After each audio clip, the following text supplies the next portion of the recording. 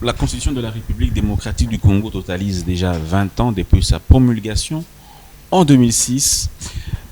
Elle fait l'objet d'un débat énorme sur son changement ou sa modification ou encore son maintien tel qu'il est actuellement. Je reprends, hein? Oui.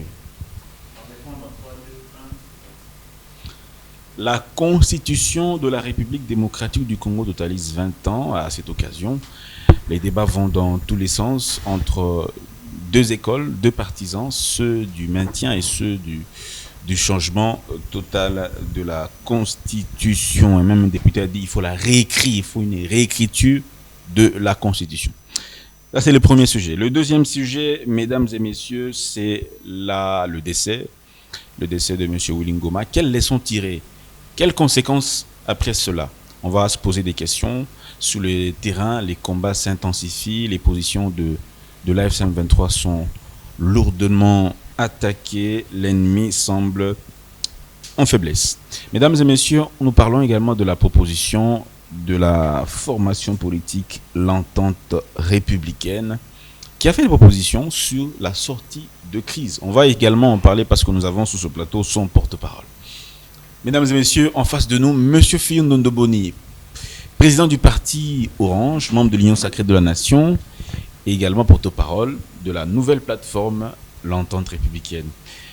Bonjour, M. Fillon Ndondoboni, merci beaucoup de cet honneur. Bonjour, M. Dan, c'est toujours un privilège de se retrouver au cours d'une émission comme celle-ci et pour partager ensemble ce que toutes les questions majeures que notre pays est en train de traverser. C'est un grand honneur. Merci pour l'invitation. Je vous en prie, M. Fillon Ndondoboni. Alors, d'entrée de jeu, vous avez suivi l'actualité. C'est la reprise des combats, l'intensification même des combats qui a conduit au décès du porte-parole militaire de la FCM23 et de beaucoup d'autres membres de ce mouvement militaire. Pour vous, quelles leçons on peut tirer de ce... C'est quand même le décès d'une figure majeure de cette formation militaire. Quelles leçons on peut tirer de cela? Non, la leçon à tirer, c'est que la RDC est un État, c'est une nation. La RDC a une armée. Oui. Et face à une agression, la RDC a la responsabilité, l'obligation de restaurer son autorité, sa souveraineté et récupérer ses terres. C'est une obligation. Et l'armée fait son travail. Et dans ce travail-là, les conséquences sont lourdes. Les conséquences sont lourdes dans le sens que les auteurs qui sont porteurs justement de cette crise qui s'est produite à l'Est par la prise de Goma, Bukavu et autres, il y a des conséquences. La conséquence, je crois que c'est celle de la mort du colonel qui est décédé. Et ça ne fait que partir des effets d'une guerre.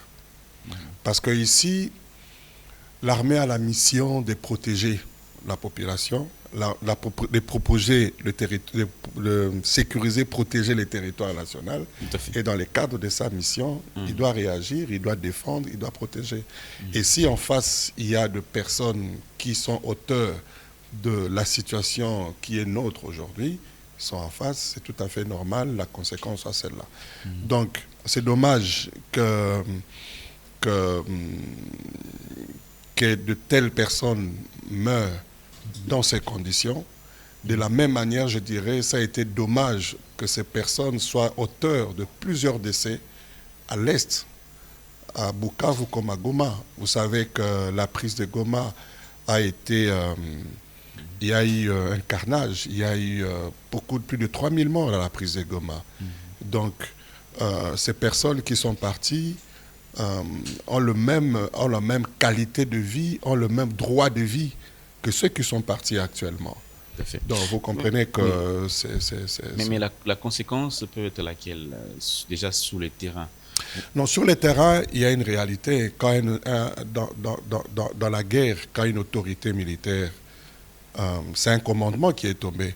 Quand un commandement est tombé, directement, les temps de prendre conscience, de réadapter, de réorganiser, de faire, vous ne pouvez que faire un repli. Vous ne pouvez plus avancer parce que le commandement est tombé. C'est quand même un colonel qui est tombé. Il avait un niveau de commandement, c'était un porte-parole. C'est celui qui portait la vision d'un mouvement terroriste ou rebelle. Donc aujourd'hui, pour l'armée congolaise, c'est une action de grande envergure, dans la guerre. Parce qu'ici, n'oublions pas que nous sommes dans la guerre.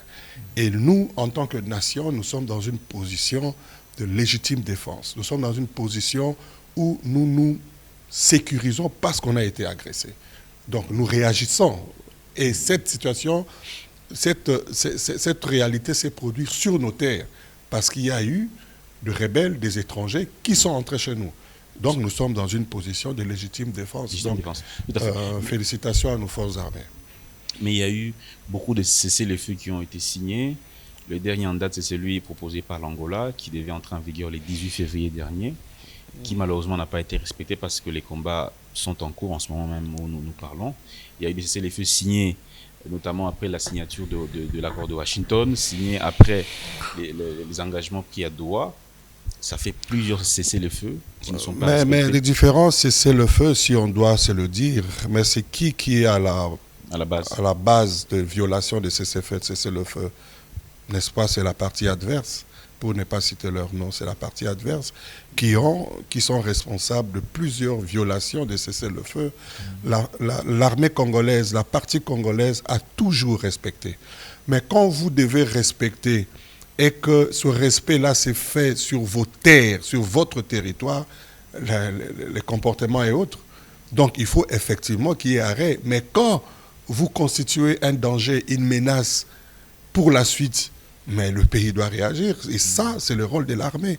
L'armée n'a joué que son rôle à l'intérieur du territoire congolais pour sécuriser sa population et protéger ses terres. Donc c'est tout à fait normal. Les attaques ont ciblé Roubaïa. Roubaïa, c'est une cité minière. On parle de la réserve mondiale du coltan, de toute la République démocratique du Congo. C'est une zone très, très, très riche en cette matière première-là. Mais c'est aussi une zone qui a été proposée à la RDC, par la RDC aux États-Unis d'Amérique parmi les zones minières que les Américains peuvent justement exploiter. Cette zone a été densément bombardée. D'aucuns voient la mer américaine derrière. Est-ce que c'est aussi votre avis? Peu importe que ce soit la mer américaine ou congolaise, c'est l'armée congolaise qui a attaqué. Donc ici, je dirais, notre armée s'est levée. Il y a eu un moment où nous avons eu trop de replis stratégiques. Et quand nous voyons notre armée s'élever, attaquer, avancer, récupérer des espaces, moi je pense qu'il faut encourager l'armée à avancer, continuer à récupérer. Si c'est une main américaine qui est derrière, il n'y a pas de problème. Dans la guerre, deux fois, il faut faire des alliances pour avancer. Si ça fait partie d'une alliance stratégique pour devenir beaucoup plus fort et avancer, je ne vois aucun problème. Mais du moins, ceux qui sont en front, ce sont des Congolais. Ils ont attaqué, ils ont avancé, ils ont créé la terreur, la peur de l'autre côté, les donner chance sur terrain, et nous disons coup de chapeau, parce qu'il faut justement qu'on avance. Parce que n'oubliez pas que pendant un long moment, on a été sujet de moqueries. N'oubliez pas que pendant un long moment, le Congo a été sujet de rire, de moqueries dans plusieurs salons. Mais quand il arrive qu'on parle de nous comme une armée qui a attaqué, qui a acquis de terre, conquis ses propres terres, je pense que c'est un sujet de fierté. Au-delà de toutes ces personnes qui sont tombées, c'est une fierté parce que justement, on a fait le pas positif pour l'intérêt de notre nation. Justement, vous êtes porte-parole de la plateforme Entente républicaine. Mais avant qu'on aille d'abord sur ce que vous avez déclaré, dites-nous, c'est quoi l'entente républicaine? Non, l'entente républicaine, c'est un cadre qui a été mis en place justement pour conserver les acquis de la République, ou conserver, ressortir l'intérêt de la République. Parce que des fois, le politicien peut se retrouver dans ses calculs, voir ses propres intérêts au lieu de voir les intérêts de la République. Ici, au niveau de l'attente républicaine, comme vous avez dit, nous faisons des analyses, nous avons fait des analyses indispensables qui puissent aider la République à faire le pas, aller de l'avant. L'intérêt de la République, dans la République, nous voyons les institutions, nous voyons la population. Parce qu'on peut avoir une solution institutionnelle, mais quel est l'état d'esprit, la réaction de la population? Par exemple, sur la question de l'Est, vous pouvez prendre toutes les décisions possibles qu'on peut prendre sur le plan politique ou institutionnel, mais la population a un mot, parce que la population est en train de subir cette guerre, cette réalité tous les jours.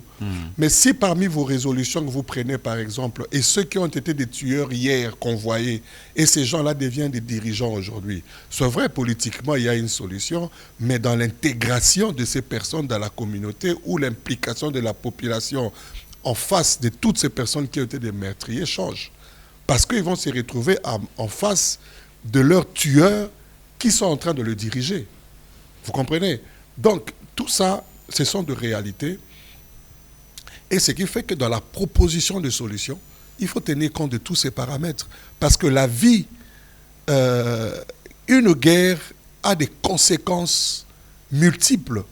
Parce qu'il y a des personnes qui ont été tuées, des enfants qui ont vu leur père, un garçon de 15, 16, 17 ans, qui vivait paisiblement avec ses parents, avec l'espoir qu'il finirait ses études, qu'il ira à l'université, et brusquement ses rêves s'arrêtent parce qu'il y a un groupe de personnes qui ont pris les armes, qui sont venus arrêter les projets de tout un groupe de personnes par rapport à leur vision de la vie. Et ils sont venus, ils ont tué devant les enfants.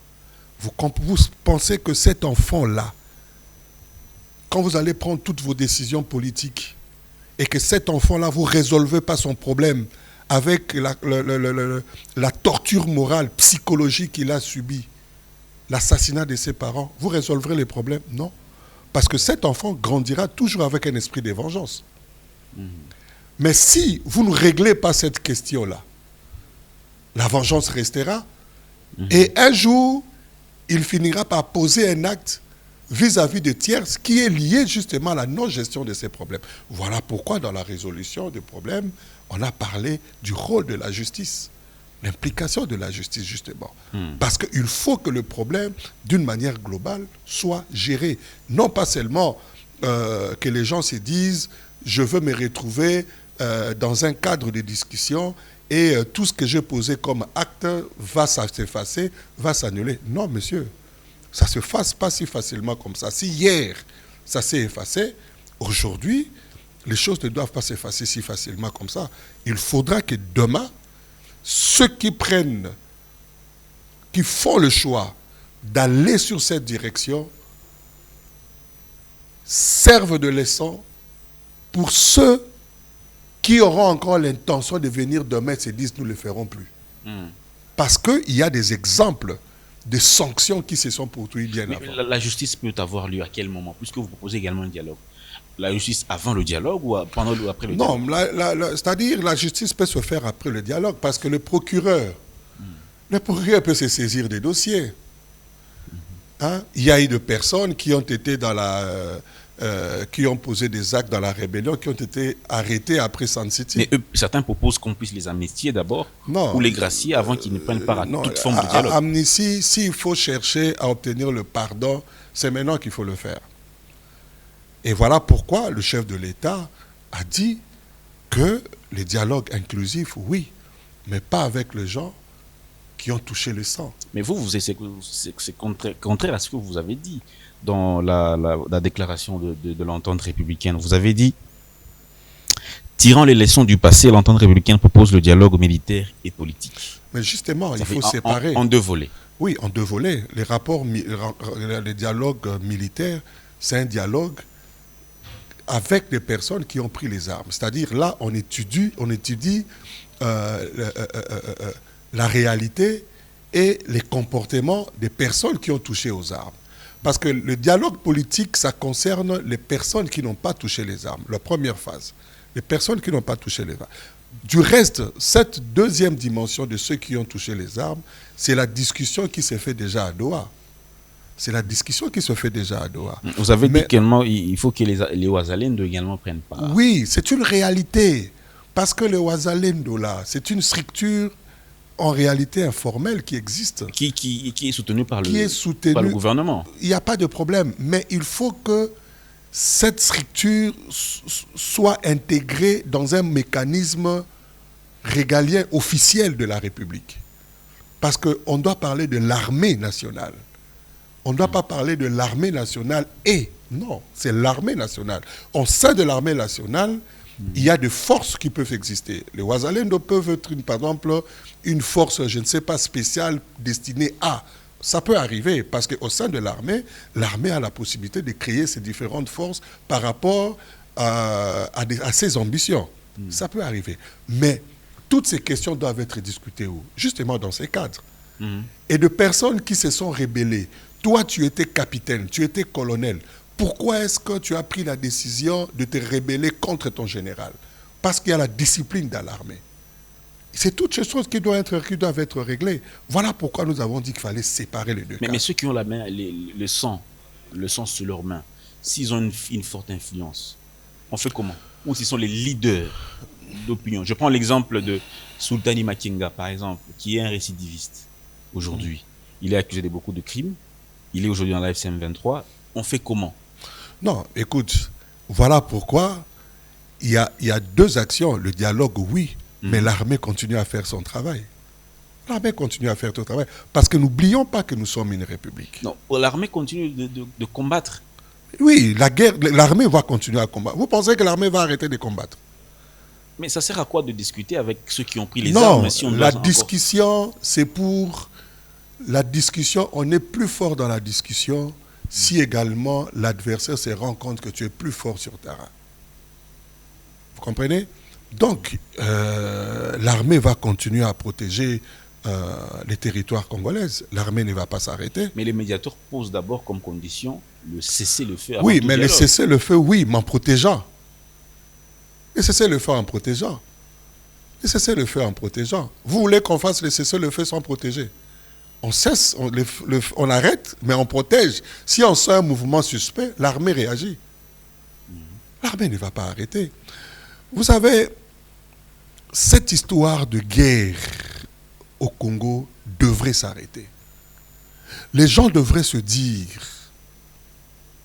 que le chemin facile pour accéder au pouvoir, ce n'est plus la prise des armes.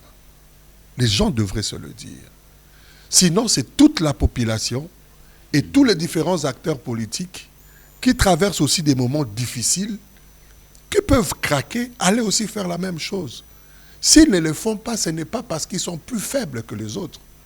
Ils ne le font pas par patriotisme et ils ne le font pas parce qu'il y a nos textes qui nous régissent. La Constitution exige, donne un mécanisme d'accéder au pouvoir. Ce n'est pas par les armes. Vous comprenez? Mais eux disent, Nanga notamment parle aussi d'un coup d'État constitutionnel. Ils disent à quel niveau? Ils disent que le président Tshisekedi, d'abord, n'a pas gagné les élections et ensuite il s'est maintenu par un coup d'État. Mais s'il n'a pas gagné les élections, coup d'État constitutionnel, mais s'il n'a pas gagné les élections, pourquoi l'avait-il proclamé? Pourquoi l'avait-il proclamé? Et je pense que à ce niveau, il se pose un problème. Il aurait fallu qu'il se taise en réalité, où la personne qui devait jouer ce rôle devrait être une autre personne, en principe. Parce que c'est lui-même qui avait proclamé. Il n'y avait pas une armée à côté de lui pour te dire proclame X, Y ou Z. C'est lui-même qui avait proclamé. Et c'est lui-même qui plus tard fait des déclarations que tel n'avait pas réussi et puis je l'ai proclamé. Et c'est lui-même qui a raconté, c'est pourquoi il va à la rébellion. Est-ce que c'est une raison valable pour prendre la décision d'aller prendre les armes et tuer ses propres frères? Tu as été président d'une institution prestigieuse de la démocratie.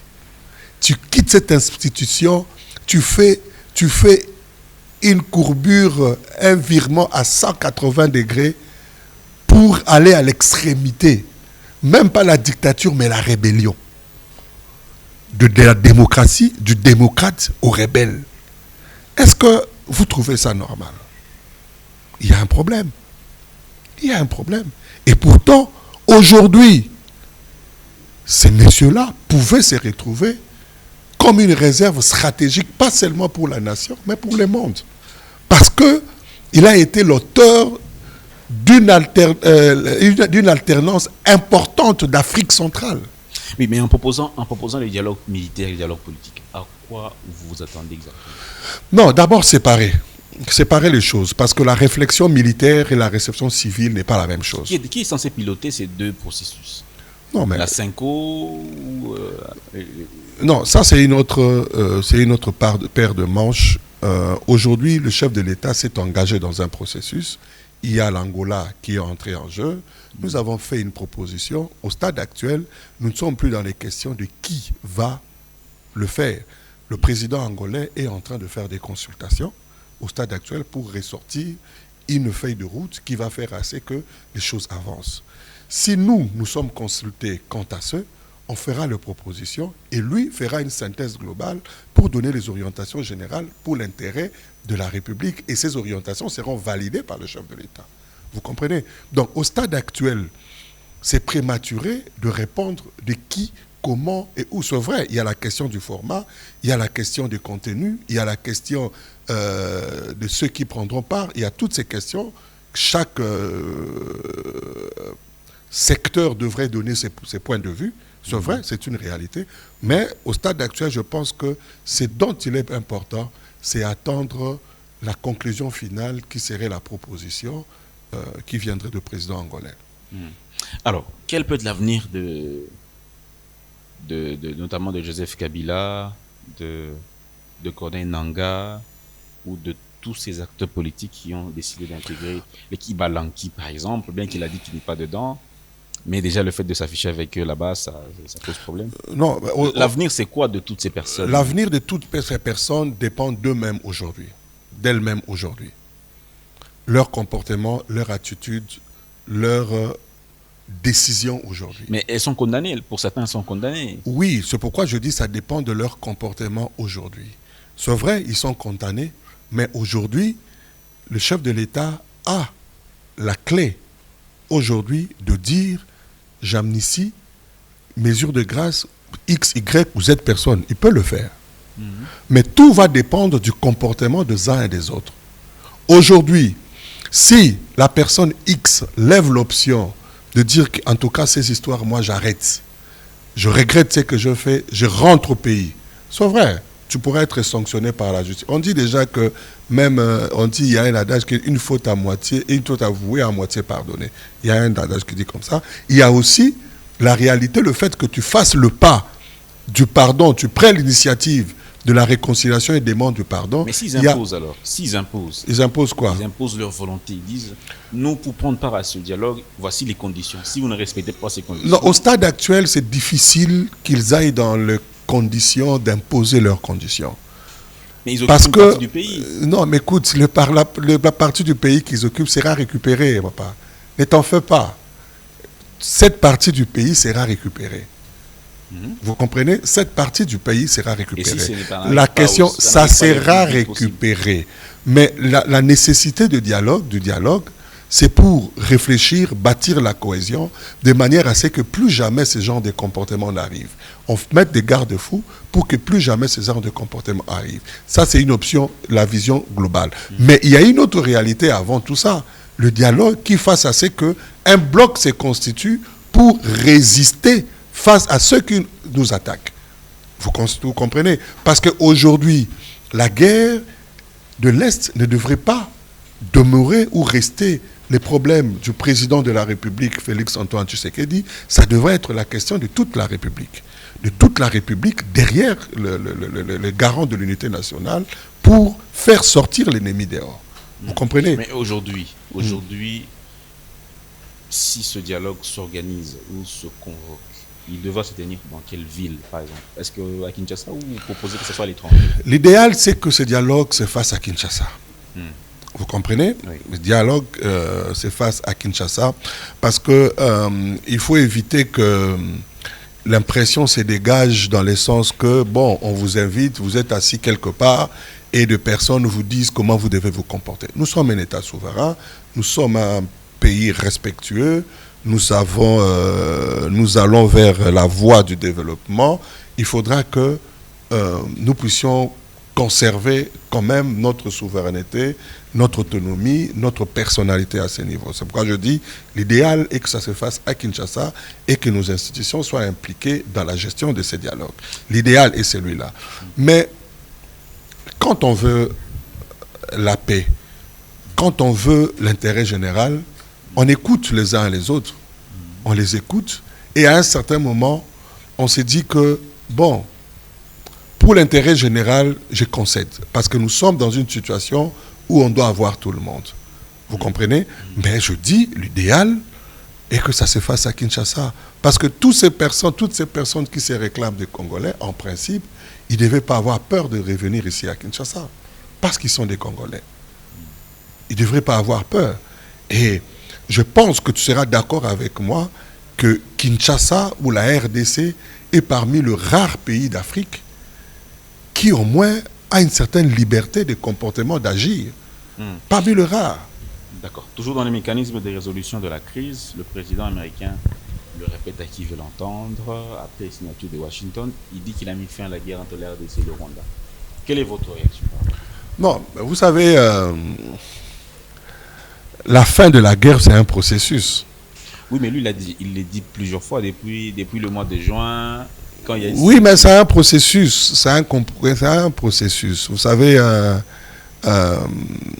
quand deux enfants se battent ou deux garçons du quartier se battent, vous les séparez, mais pour que cette colère-là aille jusque que c'est fini, ça peut prendre du temps aussi. Mais du moins, l'action de séparer a été prise. Il faut se le dire aujourd'hui que l'implication du gouvernement américain, du président Trump en particulier, c'est une action efficace et solide qui va jouer un rôle important par rapport à la paix durable dans notre pays. Beaucoup de données ont changé, que je ne voudrais peut-être pas énumérer ici, mais beaucoup de données ont changé dans la dimension géostratégique de la zone ou de cette guerre. Beaucoup de données ont changé. Beaucoup de données ont changé, on va évoluer. Élections en 2028. Est-ce que l'organisation des élections peut également faire partie de l'organisation des matières à débattre? Probablement, parce c'est une réalité. Dans 2028, c'est dans 2 ans. Rien ne s'est encore fait jusque-là. Rien ne s'est fait pour que les délais soient respectés. En tout cas, la CENI n'a pas encore... en ce que je sache, 2 ans avant les élections, on sent déjà un calendrier, la machine commence à tourner, mais jusqu'à là, il n'y a rien de concret. Donc c'est une question qui devrait faire l'objet de la discussion. Quand je dis de la discussion, ce n'est pas en fonction de la personne du président qui est élu, qui a son mandat, mais c'est par rapport au processus, en fait. Élever l'option, est-ce qu'on tient les élections en 2028? Si nous devons tenir ces élections, comment est-ce que nous devons faire pour qu'il y ait effectivement élection? Est-ce que par consensus, on se dit, pour avoir de bonnes élections, on procède de telle manière, mais du moins, ça devrait être le produit d'un consensus. D'un consensus qui devra faire à ce que, après ces consensus, la machine est mise en place et on avance. N'oubliez pas que, comme Jésus-Christ disait, ce n'est pas le sabbat qui est le maître de l'homme, c'est l'homme qui est le maître du sabbat. Alors, vous comprenez? Donc, c'est une réalité qu'il faudra... Mais s'il n'y a pas élection en 2028, comme en 2016, qu'est-ce que vous suggérez? S'il n'y aura pas élection en 2028, comme en 2016, comme ça sera une question qui serait déjà discutée dans le dialogue, c'est qu'il y aura un mécanisme. Parce que le chef de l'État reste en place jusqu'à l'installation du prochain président comme il le veut. élu. Non, comme il le pas voudra. comme il le veut, selon la Constitution. Vous savez que quand nous étions dans... Ça crée une jurisprudence, au fait. Hein. Quand nous étions dans Vous avez l'opposition... crié contre ça. Oui, Vous étiez mais contre. la Cour constitutionnelle avait tranché. La Cour Vous constitutionnelle avez avait crié tranché. à l'arbitraire, Oui, mais la Cour constitutionnelle... une institution qui est inféodée au pouvoir. La Cour Mais constitutionnelle... aujourd'hui, vous agrippez sous cet arrêt-là. Oui, mais la Cour constitutionnelle avait tranché à l'époque. Alors, comme la Cour constitutionnelle avait tranché, ça reste valable jusqu'aujourd'hui. Même si c'était pas... Mais ça crée une jurisprudence, papa. Ça reste valable. Donc, aujourd'hui, tant qu'il n'y aura pas les prochaines élections, le chef de l'État reste en place. Voilà pourquoi il est important que cette question du processus électoral fasse partie de la matière du dialogue. De manière à ce que la question, les options soient levées, la population soit fixée, les différents acteurs politiques soient fixés, et que cela ne fasse pas l'objet ou une motivation d'une quelconque revendication quelque part. Vous comprenez? Donc, je pense qu'il serait important qu'on parle justement de cette question des processus ceux qui disent électoraux. qu'il n'aura pas, Tshisekedi n'aura pas un jour de plus. Notamment, il y a les camps de Fayoulou qui le dit haut et fort qu'il n'aura pas un jour de plus. Oui, là c'est un débat avant dialogue, avant échange. Et la Constitution aussi, la Constitution dit également le mandat est de 5 ans, renouvelable une seule fois. Oui, je sais, la Constitution le dit, mais c'est l'organisation de l'homme. Toi, tu penses vraiment que vous êtes dans une situation de force majeure, vous allez faire quoi? Il faut créer la résilience. Vous créez la résilience, donc il faut être résilient. Donc je pense que cette discussion, comme ça sera une matière à discuter, c'est à l'issue de cette discussion. Je sais qu'à l'intérieur, il y aura toutes les idées, ceux qui seront dans telle extrémité et ceux qui seront également dans telle autre extrémité. Mais en fin de compte, il y aura un compromis qui va faire assez que tout le monde va sortir et il y aura un compromis. Je pense que quand vous dites que... À l'africaine. Il y aura un compromis. Il y aura un compromis pour l'intérêt général. Parce que la question sécuritaire du bien-être de la population, ce sont des questions majeures qui sont sur la table et que les processus électoraux également, c'est une question majeure qui est aussi sur la table. Mais il faudra trouver des arrangements, l'harmonisation pour que les différents problèmes soient intégrés dans le même Quel alignement. rôle devra jouer la SENCO et les CC? La SENCO et les CC, en réalité, dans la configuration générale, c'est la société civile. Oui. C'est la société civile. L'avantage quand la SENCO et les CC, c'est que ce sont de pères spirituels. Le père spirituel, ce sont nos encadreurs au niveau de l'Église. Donc, vous comprenez qu'ils sont accusés d'être à la solde du Rwanda. Ils ont cette autorité morale, psychologique, dans la gestion des différents acteurs politiques. Mais sur le plan politique, stratégiquement, il y a eu certaines faiblesses reprochées par... qui ont été reprochées du fait qu'ils sont sortis du pays, aller rencontrer les agresseurs et d'autres sans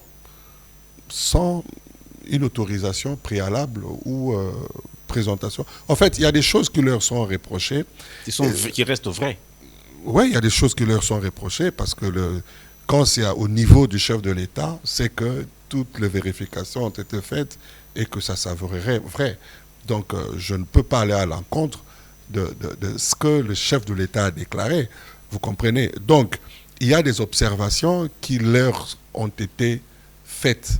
Maintenant, face à ces observations, je pense que la meilleure façon, ça allait être non pas tenir tête, mais plutôt chercher à établir la paix dans le sens, s'il y a de faiblesses, reconnaître les faiblesses et harmoniser. Vous comprenez? Parce que, en fait... Mais ils peuvent toujours jouer un rôle comme important. la Bible, ils peuvent jouer un rôle très important. Comme la Bible nous dit, la manière dont nos pères nous prêchent, si ton frère te fait quelque chose, tu as un problème avec ton frère, ne dors pas sans régler ses problèmes. Va vers ton frère. S'il a demandé pardon, demande pardon. Réconcilie-toi avec ton frère. Je pense que eux, devraient être des personnes par excellence qui devraient jouer ces rôles-là, et pour donner même un exemple national du processus du pardon et de faire le pas vers l'autre. Parce qu'à un certain moment, pour l'intérêt de la paix, on ne réclame pas qu'on a raison, on a tort. On fait le pas. Vous comprenez? Tu peux avoir une certaine discussion avec ton frère, ton épouse ou je ne sais pas, ton mari. Pour question de la paix, quand l'autre ne comprend pas qu'il devra faire le pas, toi qui as raison, tu peux faire le pas pour dire que excuse-moi de ce que je fais. Mais quand la conscience va revenir, vous allez remettre sur la table, le problème sur la table, l'un ou l'autre comprendra. Donc aujourd'hui, l'Église pouvait également jouer ce rôle-là, au lieu que ça soit ce bras de fer. Ce bras de fer-là, le chef de l'État reste le chef de l'État. C'est le numéro 1 de la République face à ce vrai, le Père spirituel. C'est une dimension spirituelle. Dieu est au-dessus de tout le monde. Mais la gestion de la cité... Est-ce que l'Église catholique, pendant que l'UDPS, pendant que Kabila était au pouvoir, et pendant que Tshisekedi est au pouvoir, est-ce que l'Église catholique a changé de discours? Que ce soit envers un chef d'État tout comme envers l'autre? Bon, je ne sais pas, il nous avait qu'à regarder l'histoire. Mais l'Église catholique est restée... bon, peut-être la finesse de présentation par rapport aux acteurs politiques, par rapport aux leaders de l'Église. Le fond reste le même. Par rapport... Tu sais, quand je dis ce verre est à moitié plein et que ce verre est à moitié vide, c'est la même chose. Mais on dit la forme est différente. Ouais. Tu vois? Quand je te dis que tu es bête et quand je dis que tu as tu es moins intelligent, oui. En réalité, c'est presque la même chose, oui. Mais la présentation est... En fait, il y a certaines choses, c'est lié à la personne qui déclare, à la personne qui dit et la forme qu'il utilise pour dire. Parce que tu peux utiliser une forme pour... Tu dis la vérité, mais tu ne blesses pas. Je ne sais pas si je me fais comprendre. Monseigneur Mosengo, le cardinal Mosengo, en parlant. Le cardinal Mosengo a dit que le médiocre dégage. Mais le médiocre là, ça concernait qui? On connaît qui était au pouvoir. Oui, mais ce n'est pas seulement celui qui était au pouvoir. Ceux qui étaient au pouvoir. C'est tout le monde qui a une partie de la médiocrité qui doit partir. Mais dans le contexte où le mandat du président arrive à la fin. Mais le problème, c'est que... Et qu'il n'y a pas organisation des élections. Non, mais le problème, c'est que tel que ça a été présenté, c'était avec une sagesse.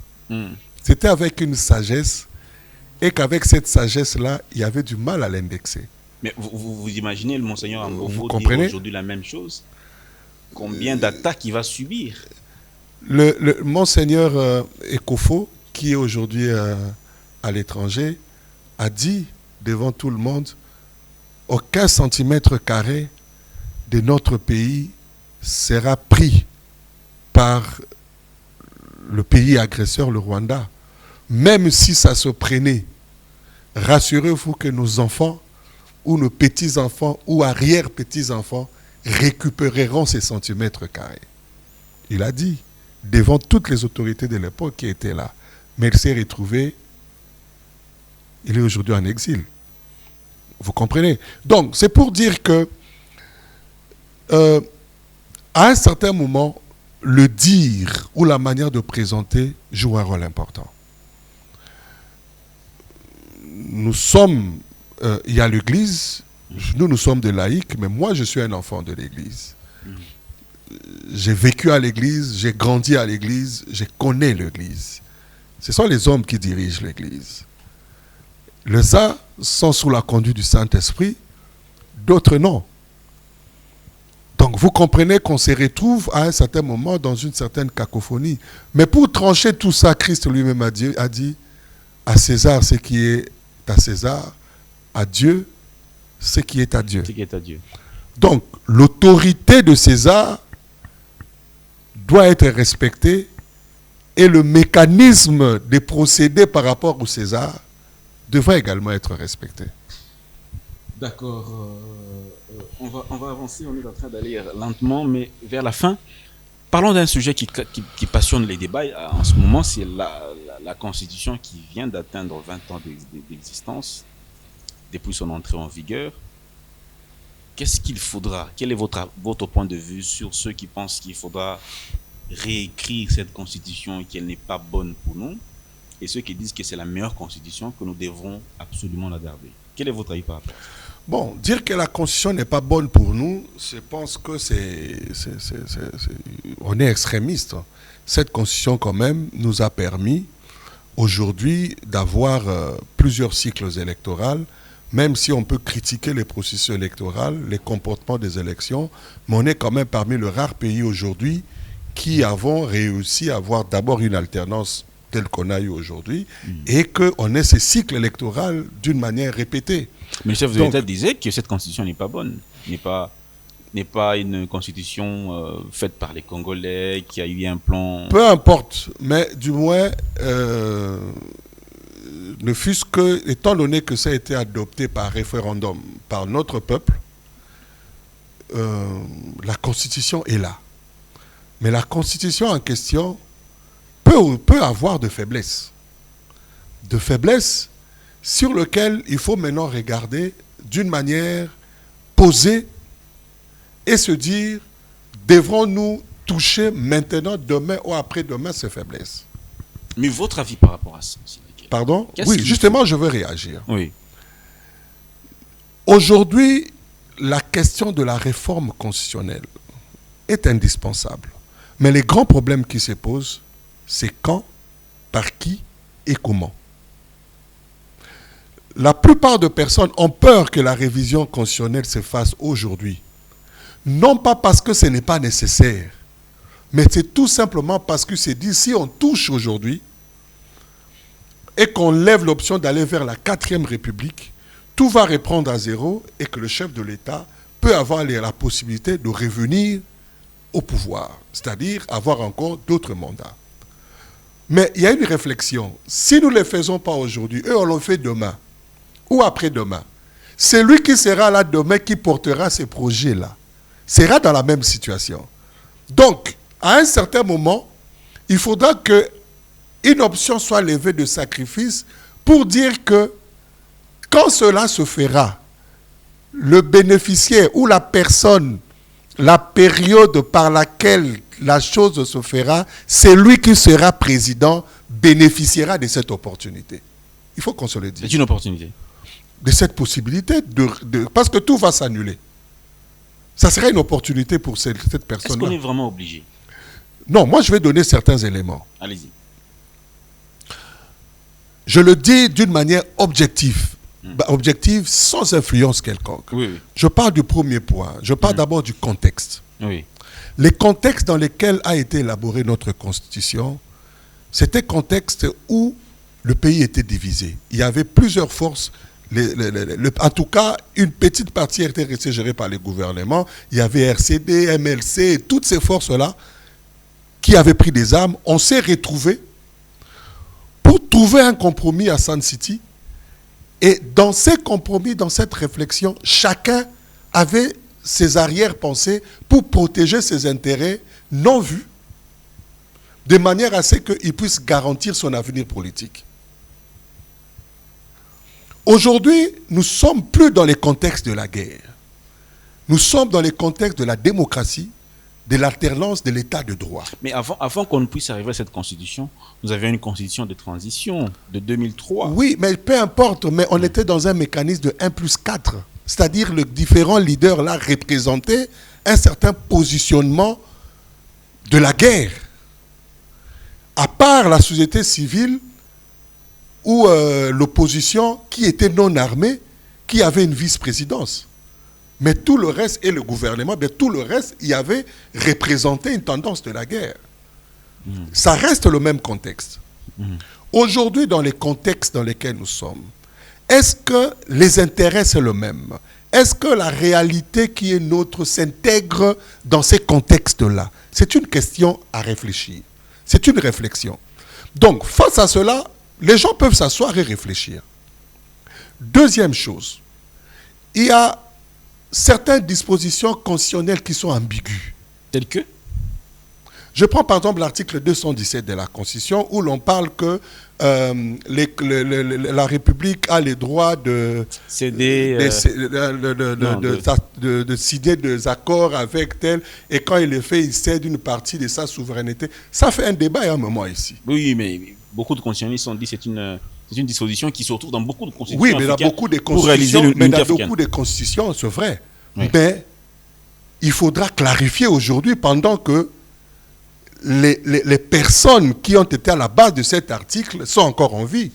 Il faudra définir, peut-être pour ajouter, pour dire que cette question de la souveraineté ne concerne pas la souveraineté des notaires, par exemple. C'est un exemple que je dis.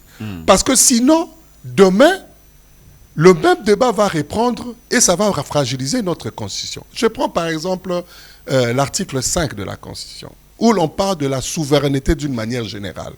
Nulle part dans notre Constitution, on dit que la souveraineté appartient au peuple et la population peut exercer cette souveraineté sur blablabla et elle peut céder par élection au référendum, etc. Mais nulle part dans la Constitution, on dit que les sols et les sous-sols appartiennent à notre pays. Donc en réalité, on n'est pas propriétaire de nos propres terres. L'État exerce une souveraineté permanente. Oui, elle exerce la souveraineté, mais il n'est pas propriétaire. Il faut que ça soit clair. Est-ce que ce n'est pas presque... Non, tu dis presque. Dans le même ordre d'idée, par exemple. Non, toi, tu es locataire dans une maison. Tu payes ton loyer, non? Mais quand tu payes ton loyer, pendant le mois de ton loyer, tu es souverain dans ta maison, vrai ou faux? Mais est-ce que c'est ta maison? C'est pas ta maison. Parce que tu loues. Les propriétaires existent. Donc, il faut une affirmation claire que le sol et le sol appartient. C'est-à-dire, la notion de l'appartenance, qu'on est propriétaire, doit être clairement définie. Mais ça, c'est dans la loi foncière, non? Quelle loi foncière? Il faut que ça soit inscrit dans la Constitution. La Constitution, c'est la loi fondamentale. Donc, il y a cette question de l'ambiguïté de certains. Ne fût-ce que pour ça, il faut s'asseoir et réfléchir. Et enlever ces ambiguïtés. Mais les 220 alors qui causent problème, le 220 qui limite les mandats à 1. Oui, les 220, tu ne veux pas de réforme constitutionnelle. Les réformes constitutionnelles, il y a deux aspects. Il y a la révision et les changements. Mais la question maintenant, l'option, si les gens se mettent d'accord, il faut qu'on s'assoie pour réfléchir. Ce sont les gens qui vont être assis là, qui vont se dire que, vu le contenu, il faut qu'on change ou il faut qu'on révisite. Qu'on ait à 7 ans, par exemple, comme certains disent. Michiki, qu'on ait à 7 ans. Bon, je n'entre pas dans les histoires des mandats, là, sachant que l'article 220, il y a certains verrouillages de certaines histoires. Il y a, si on a encore le temps, je peux compléter d'autres éléments. 1 minute pour finir, oui. Bon, il y a également certains articles de la Constitution qu'il faut élaguer. Tel que quand on parle de revenir à 2 tours, parce qu'en fait, jusqu'à présent, aujourd'hui, on risque d'avoir des chefs de l'État qui sont élus, ils ont la légalité, mais n'ont pas la légitimité. C'est un problème. La question des élections de gouverneurs et autres, tout ça, sénateurs, bon, je vais aller vite, c'est une question sur laquelle il faut mettre en place. Et quatrième chose, il y a le régime politique de notre pays. Oui. Nous avons un chef de l'État qui a le mandat national, qui se retrouve dans son mandat national, mais il cède l'accomplissement à une personne qui tire son réjout d'une majorité parlementaire. Et c'est cette personne-là qui a la responsabilité, la redevabilité à l'Assemblée nationale, pendant que le chef de l'État, qui a le mandat national, a la redevabilité à la population, mais pas à l'Assemblée nationale. Ça pose un problème. Il y a un problème de responsabilité, il y a un problème de la... Il y a un problème qui ne marche pas. Et ce gouvernement qui a un pouvoir doit avoir l'autorisation à l'Assemblée nationale pour... Monsieur Firno de Boni. Donc, pour dire que oui. Il y a beaucoup de points sur lesquels il faut réfléchir. D'accord. Réfléchir pour se dire, ça, on avance, on change, ou quoi, d'une manière apaisée. D'accord. Sans trop de pression, de manière à ce que la République aille. Un petit mot pour toute la nation, un petit mot, en 30 secondes. Bon, les petits mots, c'est un message d'espoir et de rappeler tout simplement notre identité en tant que nation, en tant que peuple. Nous sommes un peuple fort, grand et puissant. Notre identité est celle de la grandeur. N'oublions pas, quelle que soit la médiocrité qui veut nous tirer vers le bas, restons toujours attachés à notre identité de la grandeur. Et rassurons-nous, de par ce que nous sommes, quelles que soient nos faiblesses, nous nous lèverons, avancerons et serons cette grande puissance que le monde attend de nous. Que Dieu nous bénisse. Merci. Merci beaucoup, Président Fiyou Ndondoboni, président du parti Orange et porte-parole de la plateforme politique Entente républicaine. Voilà, merci beaucoup. Merci. C'était un plaisir. On a couru longtemps après vous, mais grâce à Dieu, on vous a finalement eu. Le plaisir est partagé, merci. Merci beaucoup. Merci à toute l'équipe. Merci à KMC TV pour la réalisation de cette émission. Portez-vous bien. À très bientôt et bonne suite des programmes.